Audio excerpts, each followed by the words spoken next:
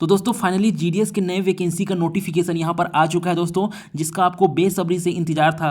तो दोस्तों इस बार बम्पर भर्ती होने वाली है, क्योंकि दोस्तों यहाँ पर पदों की संख्या 12,000, 15,000, 28,000 नहीं है, बल्कि पूरे के पूरे 40,889 पद है। कितने? 40,889 पद यहाँ पर होने वाला है दोस्तों। और इसकी खास बात यह है दोस्तों कि इसमें किसी भी प्रकार का एग्जाम नहीं होने वाला है। यह भर्ती पूर्णतः मेरिट बेसिस पर होने वाला है दोस्तों। तो चलिए दोस्तों बिना देरी किए हुए एक एक करके जान लेते हैं दोस्तों कि इस नोटिफिकेशन में जो एलिजिबिलिटी क्राइटेरिया है वो क्या है, क्वालिफिकेशन क्या है, जॉब प्रोफाइल क्या है, फीस क्या होने वाली है। इस भर्ती से संबंधित A to Z आज की इस वीडियो में हम देखने वाले हैं दोस्तों। तो कहीं मत जाइएगा, वीडियो को देखिए, वीडियो बहुत ही शानदार होने वाला है दोस्तों। आज का यह वीडियो बहुत ही खास होने वाला है, अतः वीडियो को बिना स्किप किए हुए लास्ट तक जरूर देखें, ताकि आपको इस नोटिफिकेशन संबंधित किसी भी प्रकार का डाउट न रहे। तो दोस्तों ये नोटिफिकेशन जारी किया गया है government of India, ministry of communication, department of post की तरफ से।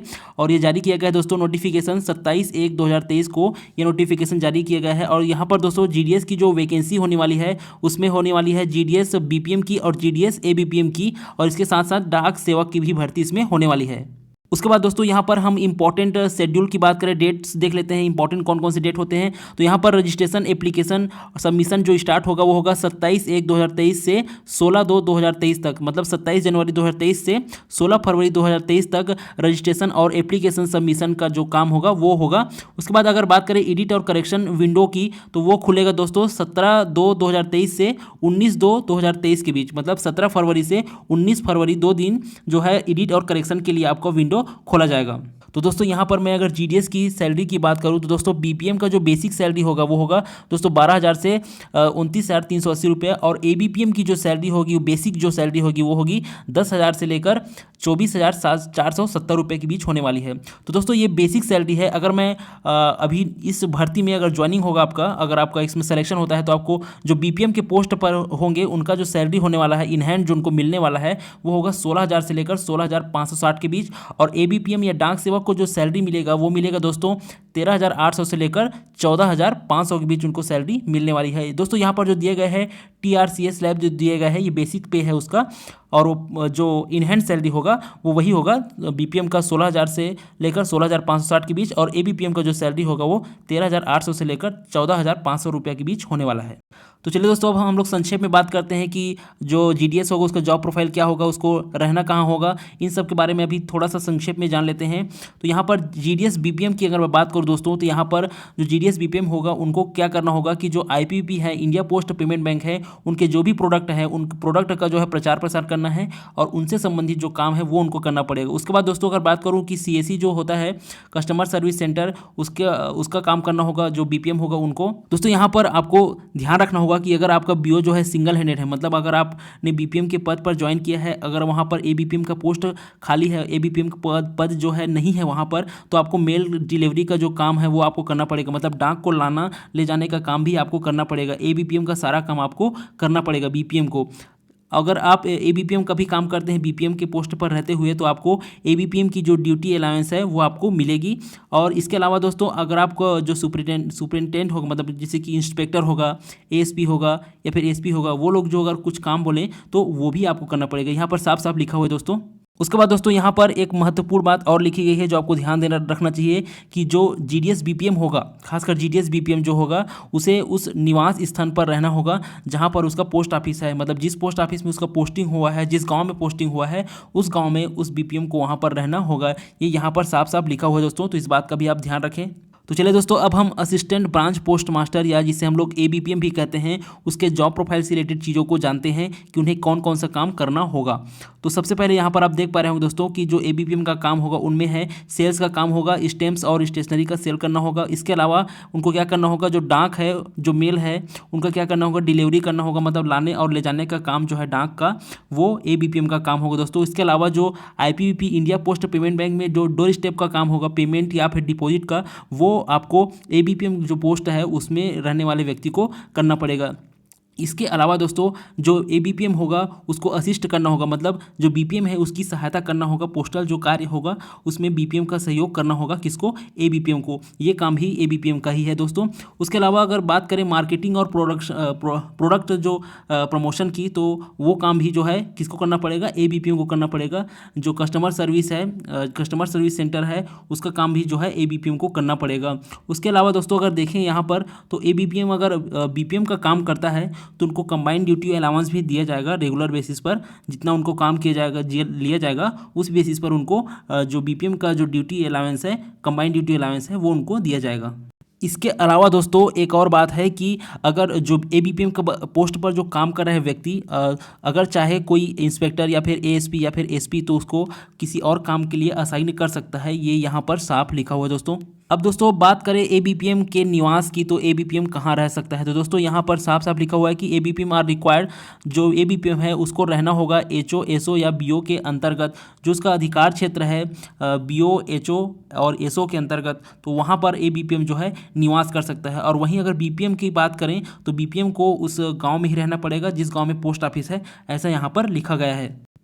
तो दोस्तों अगर मैं यहाँ बात करूँ डाक सेवक की, तो डाक सेवक का जो जॉब प्रोफाइल है वो सेम होता है दोस्तों, जैसे कि एबीपीएम का जो होता है। इसमें कुछ कुछ डिफरेंस होता है, मैं आपको बताना चाहता हूँ दोस्तों। तो ये जो डाक सेवक होता है उसका जो पोस्टिंग होता है वो सब ऑफिस में होता है और हेड ऑफिस में होता है। इन दोनों जगह पर जो डाक सेवक है उसका पोस्टिंग होता है। तो इसका बेसिक जो काम होता है दोस्तों, इनका काम क्या होता है, सेल्स जो होता है वो काम होता है, ये स्टैम्प्स का, स्टेशनरी का, और डाक को लाने और ले जाने का जो काम है वो भी डाक सेवक के द्वारा किया जाता है। इसके अलावा जो है आईपीवीपी में जो डिपॉजिट और पेमेंट होता है वो काम भी डाक सेवक द्वारा किया जाता है। इसके अलावा दोस्तों अगर मैं बात करूं कि डाक सेवक का और कौन कौन से काम करने पड़ते हैं, तो अगर जैसे कि डाक सेवक का चयन होता है रेलवे मेल सर्विस में, आरएमएस में होता है, तो उसको सॉर्टिंग ऑफिस में जो है वो काम करना पड़ेगा। मतलब डाक कौन सा डाक कहाँ का है वो उनको सॉर्टिंग करने का काम जो है डाक सेवक को करना पड़ेगा। इसके अलावा अगर मैं बात करूँ डाक सेवक के काम की, तो मेल ऑफिस में क्या होगा, जैसे कि जो भी डाक आएगा, डाक का बैग आएगा और डाक का जो बैग आएगा उसको रिसीव करना होगा और डाक को बैग को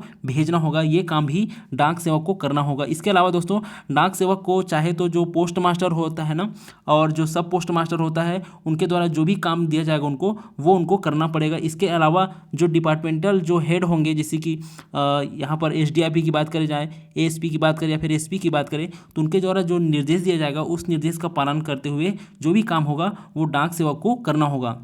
इसके अलावा डाक सेवक की अगर मैं रहने की बात करूं दोस्तों, तो यहाँ पर डाक सेवक जो एचओ, एसओ या बीओ है उसके अंतर्गत जो भी अधिकार क्षेत्र है वहाँ पर जो डाक सेवक है वो निवास कर सकता है, उसको रहना होगा। तो चलिए दोस्तों अब हम बात कर लेते हैं एलिजिबिलिटी क्राइटेरिया की। जितने भी पोस्ट हैं उन सभी पोस्ट की एलिजिबिलिटी क्राइटेरिया क्या है, क्या उसकी योग्यता की मापदंड है। दोस्तों यहाँ पर एज की बात करें तो मिनिमम एज जो है 18 साल होना चाहिए और मैक्सिमम एज जो है 40 साल होना चाहिए। इसके अलावा दोस्तों यहाँ पर एज रिलैक्सेशन दिया गया है, जैसे कि एसटी एससी होगा तो उनको 5 साल का एज रिलैक्सेशन है। उसके बाद अगर ओबीसी है तो उनको 3 साल के लिए। यहाँ पर ध्यान देने वाली बात है दोस्तों, ईडब्ल्यूएस के लिए किसी प्रकार का एज रिलैक्सेशन नहीं है। वहीं पर पीडब्ल्यूडी कैंडिडेट के लिए है 10 साल के लिए, पीडब्ल्यूडी है और ओबीसी है तो उनके 13 साल के लिए। अगर पीडब्ल्यूडी एसटी एससी है तो उनको 15 साल के लिए एज रिलैक्सेशन दिया गया है। उसके बाद दोस्तों क्वालिफिकेशन की अगर मैं बात करूँ, जिस डेट पर नोटिफिकेशन आया है उस डेट से क्वालिफिकेशन की बात करूँ, तो यहाँ पर जो कैंडिडेट है उनको 10th स्टैंडर्ड का जो है पास होना जरूरी है दोस्तों, 10वीं पास होना जरूरी है कैंडिडेट का। उसके अलावा उसको लोकल लैंग्वेज जो है, जिस जगह से वो भर रहा है उस लोकल लैंग्वेज का उसको ज्ञान होना जरूरी है। ये जो बेसिक क्वालिफिकेशन है दोस्तों इस पोस्ट के लिए। दोस्तों यहाँ पर अगर मैं क्वालिफिकेशन की बात करूँ डेट ऑफ नोटिफिकेशन से, मतलब जिस डेट से नोटिफिकेशन आया है उस डेट से क्वालिफिकेशन की बात करूँ, तो यहाँ पर जो कैंडिडेट है उनको 10वीं पास होना जरूरी है, अनिवार्य है। इसके अलावा दोस्तों उनको लोकल लैंग्वेज जो है आना चाहिए, जिस जोन से जिस जगह से वो भर रहे हैं उनको वहाँ का लोकल लैंग्वेज आना चाहिए। तो इसका जो बेसिक जो क्वालिफिकेशन है दो है दोस्तों, कि एक 10वीं पास होना चाहिए, दूसरा लोकल लैंग्वेज उनको आना चाहिए। इसके बाद अगर मैं बात करूँ अदर क्वालिफिकेशन की, तो यहाँ पर दोस्तों नॉलेज ऑफ कंप्यूटर होना चाहिए उनको, और नॉलेज ऑफ साइकिलिंग, मतलब साइकिल का जो नॉलेज है उसको कैसे चलाते हैं, ये सारी चीज़ें उनको आना चाहिए। उसके बाद दोस्तों यहाँ पर हाउ टू अप्लाई लिखा हुआ है, मतलब आप किस प्रकार से अप्लाई कर सकते हैं। तो यहाँ पर एक लिंक दिया गया है, इस लिंक पर क्लिक करके आप डायरेक्ट इंडिया पोस्ट की साइट पर पहुँच सकते हैं, या फिर जो गूगल क्रोम है यहाँ पर सर्च कर सकते हैं इंडिया पोस्ट और वहाँ से जाकर इस फॉर्म को फिल कर सकते हैं, अप्लाई कर सकते हैं। दोस्तों यहाँ पर सिलेक्शन क्राइटेरिया में एक महत्वपूर्ण बात और लिखी गई है। नीचे की ओर आते हैं दोस्तों और देखते हैं वो महत्वपूर्ण बात कौन सी है।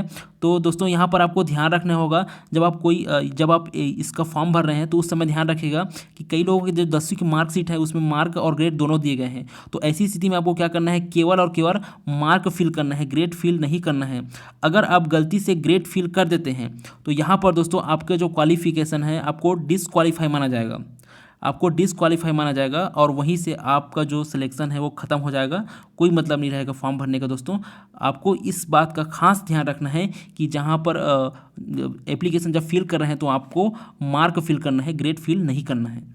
अब दोस्तों यहाँ पर मैं अगर पेमेंट की बात करूँ तो दोस्तों यहाँ पर आपको फीस लगने वाली है 100 रुपीज़, और 100 रुपीज़ लगने वाला है दोस्तों ओबीसी और जनरल कैंडिडेट के लिए। और यहाँ पर दोस्तों जो एसटी कैंडिडेट हैं, पीडब्ल्यूडी कैंडिडेट हैं या फिर जो फीमेल कैंडिडेट हैं उनको किसी प्रकार की फ़ीस पेमेंट नहीं करना पड़ेगा दोस्तों, उनके लिए फ्री है। और जो ओबीसी और जनरल के कैंडिडेट हैं उनको 100 रुपये का फ़ीस यहाँ पर आपको लगने वाला है।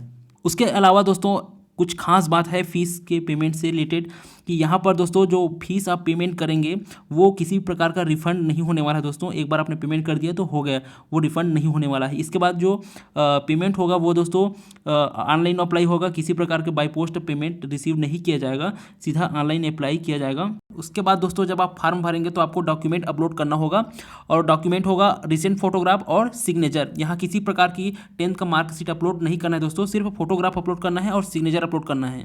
और दोनों का ही फॉर्मेट जो है दोस्तों जेपीजी और जेपीईजी है, और जो साइज़ है दोस्तों वो 50 KB से अधिक नहीं होना चाहिए फोटोग्राफ के लिए, और जो सिग्नेचर है उसके लिए 20 KB से अधिक नहीं होना चाहिए उसकी जो फाइल की जो साइज़ है वो सिग्नेचर की। उसके बाद दोस्तों एप्लीकेशन फार्मों को करेक्शन करने के लिए यहाँ पर विंडो ओपन किया जाएगा, और दोस्तों ये विंडो जो है 3 दिनों के लिए ओपन रहेगी। और ये जो डेट है दोस्तों 17, 18 और 19 फरवरी, कब है 17 फरवरी, 18 फरवरी और 19 फरवरी को आप अपने फार्म में, एप्लीकेशन फार्म में करेक्शन कर सकते हैं। उसके बाद दोस्तों नोटिफिकेशन में एक चार्ट शो किया गया है जहां पर आपको बताया गया है कि किस सर्कल में कितना पोस्ट है, अनरिजर्व के लिए, ओबीसी के लिए, एसटी, एससी, ईडब्ल्यूएस, पीडब्ल्यूडी के लिए, सभी कैंडिडेट के लिए कितना कितना पोस्ट है वो आपको यहाँ पर चार्ट में देख सकते हैं दोस्तों पूरा। टोटल दोस्तों 34 सर्कल में डिवाइड किया गया है, और टोटल जो पोस्ट है दोस्तों 40,889 पोस्ट है दोस्तों। और जहां पर उत्तर प्रदेश में सबसे अधिक पोस्ट है दोस्तों 7,987 पोस्ट है दोस्तों उत्तर प्रदेश में। दोस्तों यहाँ पर जो जीडीएस, बीपीएम, एबीपीएम या डाक सेवक है उनका जो कार्य है वो 4 से 4.5 घंटे के बीच होने वाला है दोस्तों। तो दोस्तों ये तो थी जानकारी जीडीएस भर्ती 2023 के संदर्भ में। आशा करता हूँ दोस्तों आज की हमारी वीडियो आपको काफ़ी ज़्यादा पसंद आई होगी। वीडियो पसंद आई हो तो वीडियो को लाइक ज़रूर करें। दोस्तों अगर आप हमारे चैनल पर आज पहली बार विजिट कर रहे हैं तो चैनल को सब्सक्राइब जरूर कर लें दोस्तों, क्योंकि इस भर्ती से संबंधित पल पल की अपडेट आपको इस चैनल पर मिलते रहेंगे।